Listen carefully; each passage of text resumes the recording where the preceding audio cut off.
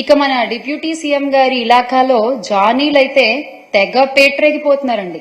మహిళలు, చిన్నారులు, బాలికలు ప్రతి ఒక్కళ్ల మీద హత్యలు, అత్యాచారాలు అసలు ఇవి నిత్య కృత్యం అయిపోయాయని చెప్పుకోవచ్చు. ఒక మహిళ హోంమంత్రిగా ఉన్న ఈ రాష్ట్రంలో ఏ వైపు నుంచి మహిళలపై దాడులు జరుగుతాయో తెలియని పరిస్థితి. వీధికొకళ్ళు అసలు పేట్రేగిపోతున్నారంతే. నిజంగా మాట్లాడాలి అంటే వాళ్ళని ఏమని సంబోధించాలో నాకు అర్థం కావట్లేదు. కానీ వయసుతో సంబంధం లేదు, ఆడవాళ్ళైతే చాలు అన్నట్లుగా ప్రవర్తిస్తున్నారు. ఇంత జరుగుతున్నా కూడా చంద్రబాబు నాయుడు గారికి, కూటమి ప్రభుత్వానికి చీమ కుట్టినట్లయినా లేదు. అధికారంలోకి వచ్చి 4 నెలలైంది. ఈ 4 నెలల్లో కూడా ఎన్ని సంఘటనలు అసలు నాకు అర్థం కాని విషయం ఏంటంటే వీళ్ళకి ఇంత ధైర్యం ఎక్కడి నుంచి వస్తుందో నాకు అర్థం కావట్లా. అంటే పైన ఉన్నది మనవాళ్లే, ఏం జరిగినా చూసుకుంటారు అనేటువంటి ఒక ధైర్యమా, మనన్నేవాడు అడుగుతాడ్రే అనేటువంటి ఒక ధీమానా ఏంటి అసలు?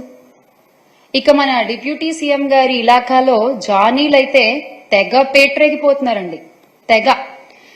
ఈ రోజు కూడా న్యూస్ మీరు చూసుకున్నట్లయితే దళిత బాలికపై, 16 ఏళ్ల బాలికపై దుర్గాడ జానీ అనేటువంటి వ్యక్తి అసలంటే ఊరి శివార్లకి తీసుకెళ్లి ఆటోలో ఎక్కించుకుని ఒక మహిళని కాపలాగా పెట్టి ఆ అమ్మాయి మీద అత్యాచారం చేయడం. ఆయనెవరు? ఈ దుర్గాడ జానీ అనే వ్యక్తి ఆ తెలుగుదేశం పార్టీ పట్టణ అధ్యక్షురాలి భర్త, విజయలక్ష్మి గారు ఆవిడ పేరు. ఆవిడ భర్త, ఆవిడ మాజీ కౌన్సిలర్ కూడా. అంటే ఈ తెలుగుదేశం పార్టీ నాయకులే ఇలాంటి ఘటనలో ఇన్వాల్వ్ అవ్వడం వల్ల